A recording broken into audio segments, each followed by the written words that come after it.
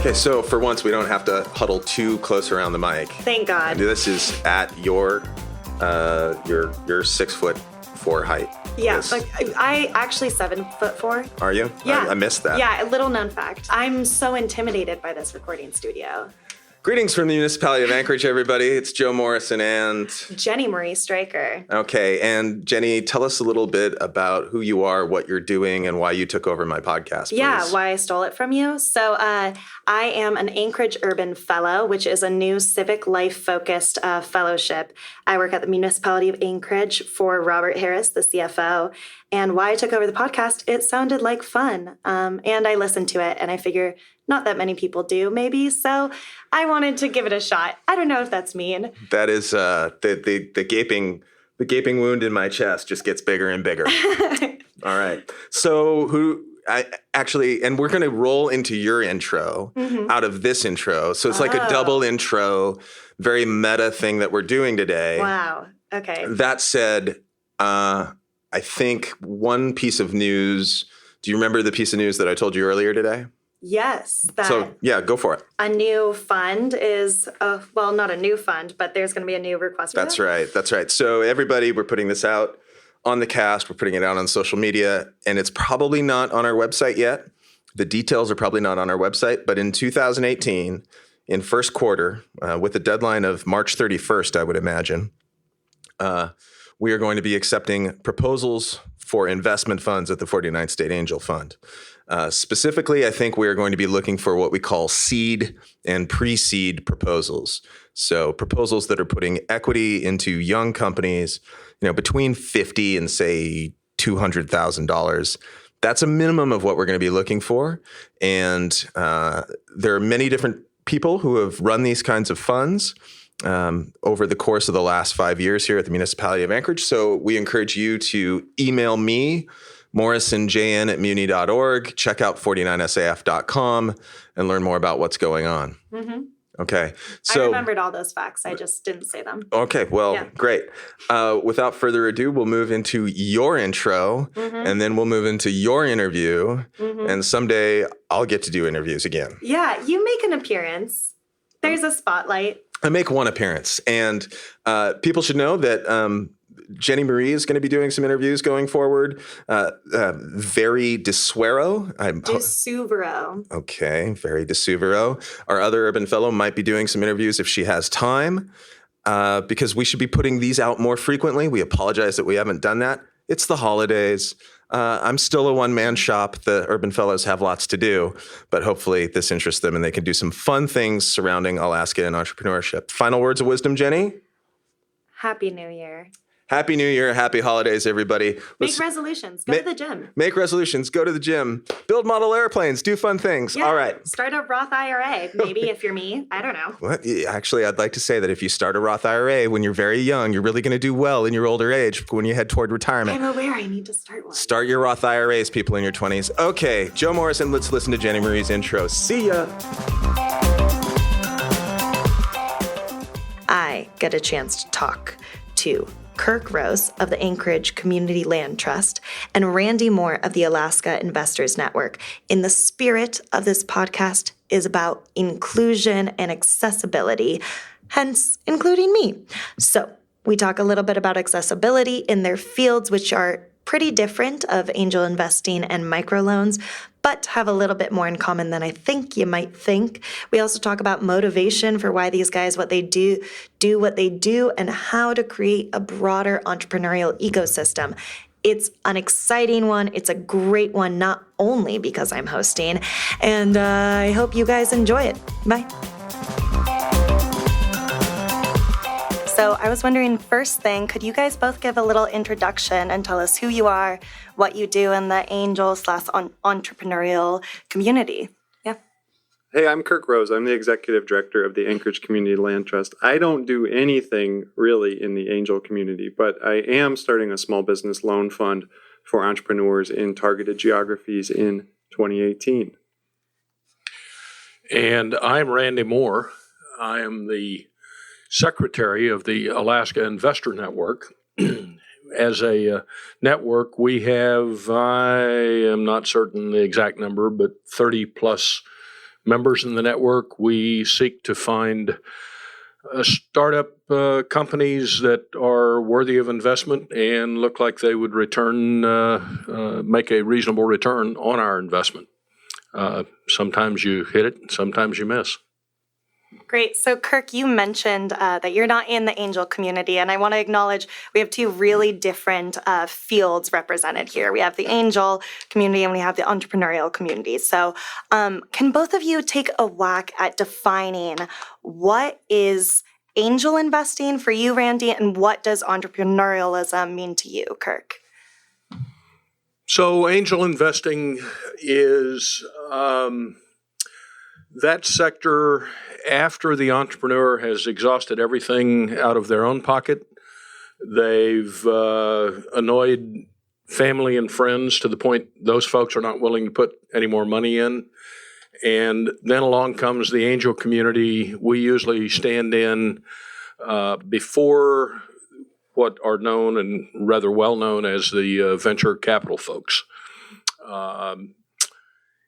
Typical angel investments are somewhere between, well, there are no hard and fast boundaries, but I would say for purposes of this discussion, somewhere between 100,000 and maybe up as high as 500,000, although either of those ends are a little bit extreme and most of the activity goes on somewhere in between those two extremes. We see economic development, our strategy in economic development, as an opportunity to build our local economy from within. We're starting a program called Set Up Shop. It's for the local seamstress, the local restaurateur, the local contractor, and really targeted in our neighborhoods of focus, which are Fairview, Mountain View, and Spenard. My organization is embedded and engaged in those communities every day. And what we find with entrepreneurialism is that folks don't have access to two things. One is training and education about what it means to be an entrepreneur. You might make the best cookie in the world, but that doesn't mean you know how to run your business. Second is the access to capital. There's no point in training people if they can't get the funds that they need to start a business. So our program, Set Up Shops, targets those two particular opportunities. We'll be training members from our community over 12 weeks in what entrepreneurialism means, what it takes to start a business, how it's one of the biggest commitments you'll make in your whole life. And then two, it gives them access to capital that they may not otherwise have. We're making small microloans in the range of $5,000 to $25,000 for businesses that come out of our training program, so they can actually set up their shop on commercial corridors like Mountain View Drive, like Ingrid Gamble, like Muldoon Road, like Spenard Road. And we see that as the transformation for this city and how we revitalize our neighborhoods, how we empower entrepreneurs to be the employers, to be the role models, to be the advocates for their communities. And this is Joe, and I've been floating around on the outside and passionate. The interesting thing about what we have here today is not only do we have our wonderful urban fellow, Jenny Marie Stryker, who has taken over the podcast and put my arms behind me, and soon she's going to shut me up. But we have Randy Moore, an angel investor who spent decades working with credit unions. We have Kirk Rose, who runs a land trust, but for some reason has gotten involved in lending. And I'm somewhat trained as a risk capitalist and a government employee, but my background's in credit unions as well. So I think one of the questions I want to ask is why, and then I'm going to turn things back over to Jenny Marie. Why do each of you do this? Kirk, you run a land trust. I don't think lending was something you originally envisioned. Randy, you love Alaska. You came up, but you're really involved in helping local people deploy their capital so that other local entrepreneurs can make investments. Why do each of you do this? I'm passionate about this work and the work that we do in Anchorage's best neighborhoods because I grew up a poor kid, and the neighborhoods that I work in today look like the neighborhoods where I grew up, and the people that I see that are my neighbors look like my family and the families I grew up with. And it's really my passion and my goal that low income doesn't mean low opportunity. My mom is the example that I work from a lot for this program. My mom was a serial small business entrepreneur in my little hometown in Iowa. She had a full-time job. She also sold real estate. She also did taxes. We started a pet shop when I was a kid. There was 50 businesses that we were always kind of running or trying out. And I saw firsthand my mom being denied opportunities that other people might have got. And I want to be sure that people that have that moxie and that enterprising nature don't miss out on opportunities, and they get the same opportunities as everyone else. And I respect ambition, and we want to empower ambitious people in our neighborhoods. And I'll leave it at that. I've got a long, long list of reasons why I do this, but I'll limit it to 2 or 3. Number one, I just frankly have fun doing what I'm doing. So now that I've been retired for, I guess, going on 4 years, it gives me a reason to get out of bed in the morning and get up and go have fun. Another reason is I enjoy being around the entrepreneurial community, mostly because they're young folks and they are technologically sophisticated. And so a technological Neanderthal such as myself occasionally learns something along the way. So there's a couple of very selfish reasons. And then I guess thirdly, I find it rewarding and worthwhile to give back to the community, both with invested money and with time and mentoring to those folks in the startup community. What do you think, and this is for you, Randy, too, what do you think are the barriers for a lot of folks to get into this community? I want to talk about accessibility here. How do people get involved? And how is it accessible, and how can we make it more accessible? Well, I'm pleased to share Eva's story. And Eva Perry's a friend of mine and an inspiration to me. And, her access to capital was really limited on I guess I'll just put it candidly. I think we see that folks of color don't get access to capital in the same way. Women don't get access to capital in the same way as, let's say, white men as a population. Eva is an incredible business owner. She's got an incredible product, and she'd been in business in Mountain View for probably 3 or 4 years. We made a small microloan to Eva to help her expand one branch of her shop, which was adding espresso and coffee to the amazing cupcakes that she sells. This one little microloan was kind of a radical experiment for us. And Eva's the perfect story of how you help build neighborhoods and build economies from within. Her shop has been located in Glen Square Mall from before the time that Bass Pro was in there, from when everyone remembered it as just a dead mall in the center of Mountain View. Eva has been, the centerpiece and focal point of the revitalization of that mall, of more employers coming to the area, of more economic activity coming to the area. Our small little microloan is, I think, a change point for this city, and that's that we see a lot of Evas across town. We see people with moxie and enterprising natures, and we think that they can be empowered, and there's more that we can do for them. Traditional lenders, banks, credit unions, the old savings and loan, if we have any of those left in Alaska, I'm not even sure. They don't make loans to people that need loans. They make loans to people that don't need them. So the kind of folks that Kirk is talking about and the kind of folks that we seek to invest with have no creditworthiness that would be acceptable to a bank. Usually they have no collateral. And so when we come in, we're taking a big, big risk. Give you just a couple of statistics. Classically, angel investing, out of every 10 investments, 7 of them fail, meaning we won't get anything back. Hopefully, 2 of them will return back the money we invested or some part of it. So now we've got 9 losers on the books in a financial sense. So that means that 1 out of 10 has to return big, big money in order to encourage us to stay in the game. And by big money, I'm talking 10 times the investment or 20 times the investment.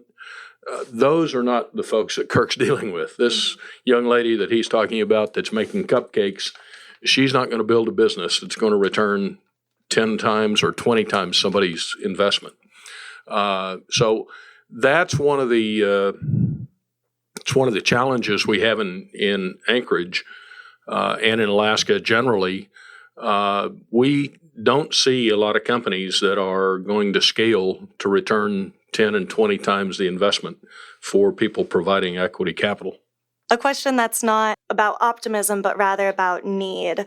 What do you wish you were seeing? What could improve accessibility? I mean, the reason I wanted to talk to both of you is because I think you're both really passionate about getting different people in this community and expanding it, right? So what would make your job easier? What would help?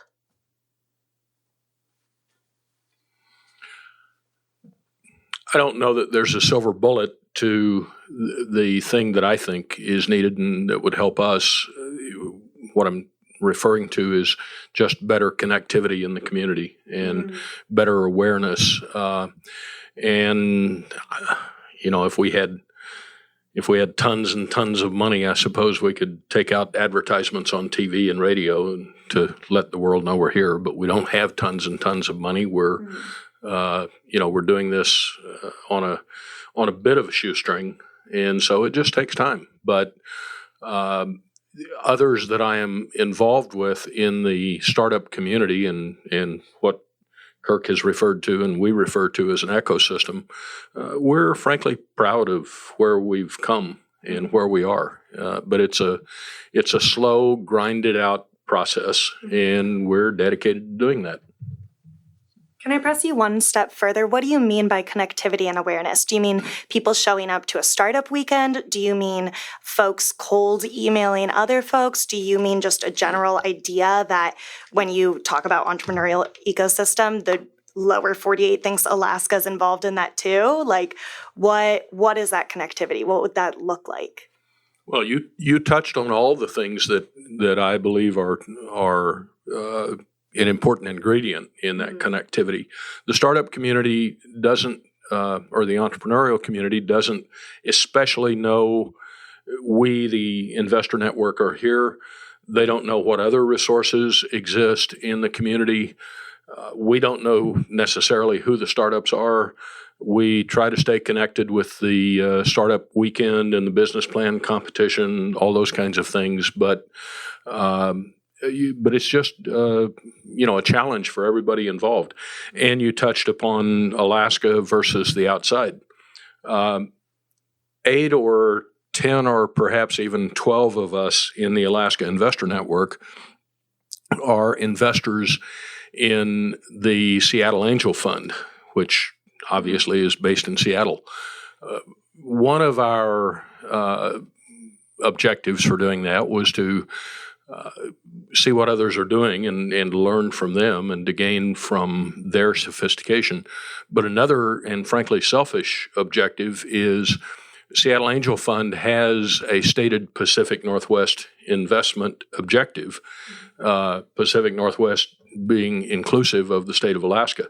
So we want to stand up some companies that will be worthy of true scalable angel investment, and then we want to put Seattle Angel Fund to the test. Come on up, folks, and try out some of our Alaska companies. We kind of pivoted, but yeah, Kirk, what do you see? What would make the ACLT setting up shop easier besides, getting it off the ground? You're at the hardest part of it right now, right at the very beginning. Or I guess maybe it'll get harder as you go. But how do you guys look for support? And what would make that life easier? I don't know if it'll get harder, but it will certainly get more complex. I think what we need and what in Anchorage I believe is that we need to put our foot on the gas. I think that time is of the essence, and I think the time is really right and ripe for us to step into this in a big way, lean into this in a big way. What we need, and I'll say this over and over again, is to keep digging into the grassroots of the community and pulling talent out from places that have been neglected or dismissed or overlooked. There's all sorts of partners that we're working with on the first cohort for our program. It's New Hope Baptist Church in Mountain View, Greater Friendship Baptist in the heart of Fairview. We're really digging into networks that, again, I feel have been overlooked, and those folks that we're going to empower are the future leaders of our city. Where we could use support is we're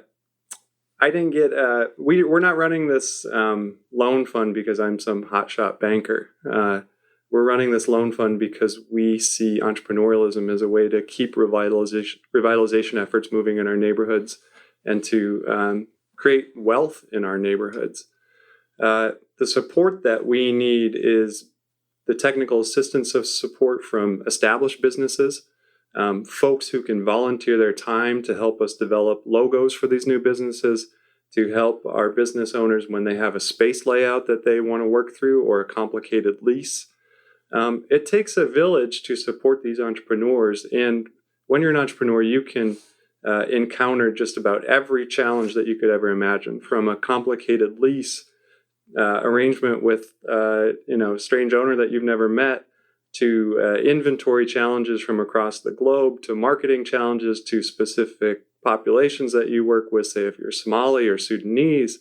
All of those challenges are kind of wild and erratic and totally across the spectrum. Our program aims to meet all of these entrepreneurs where they're at and work with them on their specific needs, and we're going to need the support of the business community in Anchorage to do that. So you both talked about kind of reaching out and this cultural shift of making entrepreneurialism bigger. I don't know if that's a mislabel to call it a cultural shift, but to make this be a larger thing and kind of get the ball rolling. Do you see this as a matter of pulling people in to the community or driving up an interest from outside of it? So that is to say, do you think that there's a bunch of folks out there who are working in the fields you're working in who just aren't getting recognition, we just don't know about? Or are you trying more so to get people from the outside interested and revved up and consider, I never thought I could start a small business, or I never thought I could get an investment that large for my business idea. It actually does have a ton of growth potential. How do you see it more? Or is it a mixture of both? For us, it's casting a wider net and empowering folks who maybe have felt like they didn't have a chance to start a business for a number of the reasons that I've already mentioned. But A, I don't know what a profit and loss statement is. I don't know how to do the accounting. B, I can't get access to the capital I need, and my credit cards are maxed out, and I've already asked my friends for money. But that doesn't mean that they don't have a great business opportunity. And if empowered and coached and trained, those businesses could be along Ingra Gamble and transform that corridor. So we want to bring in, with that wider net, a bunch of folks I think have slipped through before. As far as the entrepreneurial community and the people involved with the entrepreneurial community, I think we know who we are and what exists in Alaska. And frankly, I think we have a lot of very talented people and a lot of good bit of awareness of how to find those people and how to bring them together. We got Small Business Development Corporation. We got the Business Enterprise Institute. We got the Startup Digest and the folks that run the Startup Weekend. And we all know each other and we all try to help and pull on that string.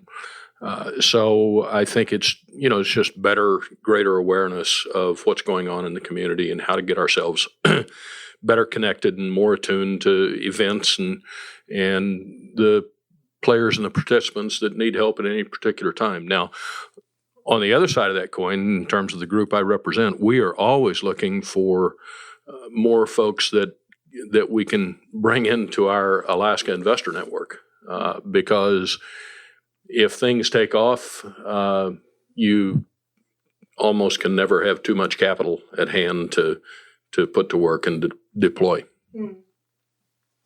How do you look for people in the Alaska Investors Network? Just send out a memo to all rich people. Hello, we'd like you to, or what's your means?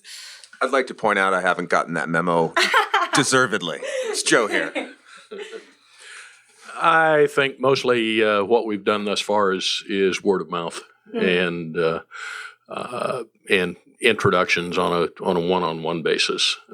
It would probably be a little crass to go on the radio and put up an ad that says, calling all rich people. And there's a wide there's a pretty broad definition of what constitutes rich. I mean, to be a member of the Alaska Investor Network, you have to be what is referred to under Securities and Exchange Commission regulations as an accredited investor. And while there's a whole long list of details of what makes you an accredited investor, generally speaking, that means you can put forward a financial statement of $1 million in net worth exclusive of your primary residence. Mm-hmm. So I know most folks, especially folks that are trying to start a business would say that that's a rich person. Yeah. But if you're in retirement, that's all you got left, and you got to make it last to the end of the road. I have the big gripping question to finish us off here before you do the sign off, Jenny Marie. Uh-huh. Randy and Kirk, each of you, if you come closer, the big question is, how can people get in touch with you? We've got a website, akinvestnet.com. Through that website, we have email addresses for our officers, one of whom is me, and there are 4 other officers. So go to our website. We've got a white paper on the website that describes the startup and investment ecosystem here in Alaska. We've got a calendar of events on the website, and we're working right now on putting together a description of the companies that are new and are startups in our community that the investment community has supported and helped stand up.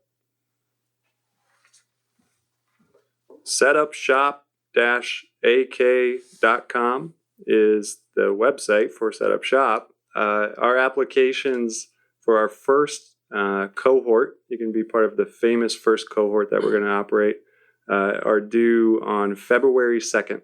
We've already got a number of them in, which is really exciting. I think the demand for these type of services is high, and the supply of entrepreneurs who are underserved is high also. The first cohorts begin on February 27th. We're working with Jasmine Smith and the Business Boutique as our training partner. And then we'll reopen for a second cohort in late June. So we'll keep updated on that on the website. Great. Well, Randy, Kirk, thank you guys both so much for coming here and for talking to me. And Joe, thank you for letting me take the wheel at the podcast. It's been a lot of fun. You broke both my arms. Ow! And this week, we are listening to Sorry Not Sorry by Demi Lovato. It's the best song on the earth.